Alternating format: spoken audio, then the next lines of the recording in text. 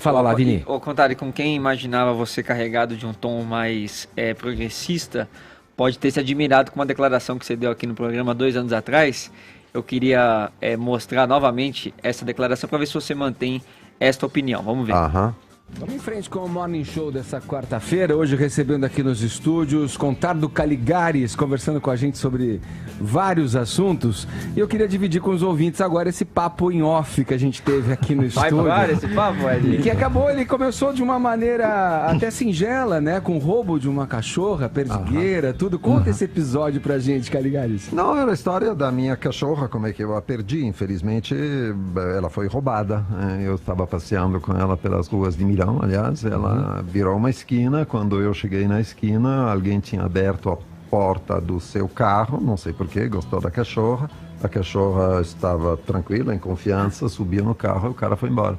Caramba, como é que podem roubar uma cachorra? Sim, acho adulta, acho uma coisa E aí você fez uma afirmação que chamou a atenção na era nossa minha conversa. Cachorra de caça, eu caçava com ela praticamente cada semana da estação, de agosto a dezembro. Eu não morava em Milão, aliás, eu vinha de propósito de trem para caçar com ela. A gente era realmente uma dupla. Se eu estivesse armado como eu estava armado quando eu circulava normalmente com ela na Brugueira, como se diz, de Milão, aquele cara não ia embora, não. Aí vem a questão que se coloca, né?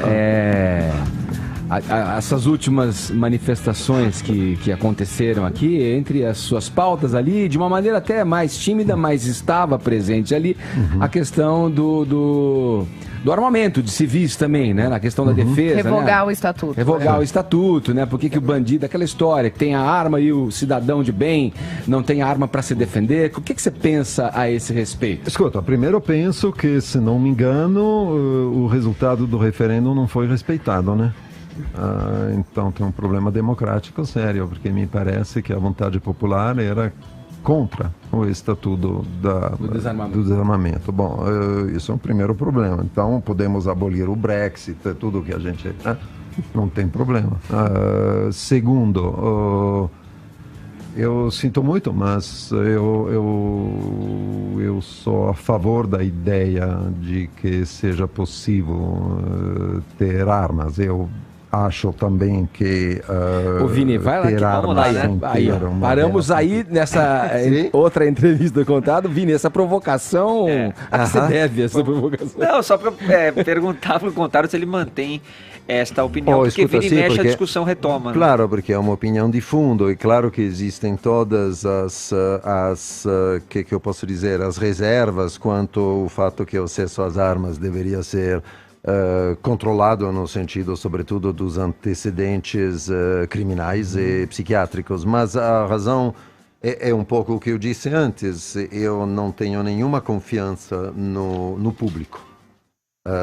Inclusive não tenho nenhuma confiança no público instituído. Então, desse ponto de vista, eu tenho uma posição política parecida com a posição do Partido Libertário dos Estados Unidos, que não é liberal, não é democrata. Bom, eu sou cidadão americano, sou inscrito como votante democrata, até porque o Partido Libertário é um partido ínfimo, então o seu peso é muito pequeno, mas qual é a posição do Partido Libertário nessa ideia? É a posição original, né? A Constituição americana reconhece o direito de possuir armas como maneira de se defender contra o Estado, ou seja, como uma real possibilidade de insurreição.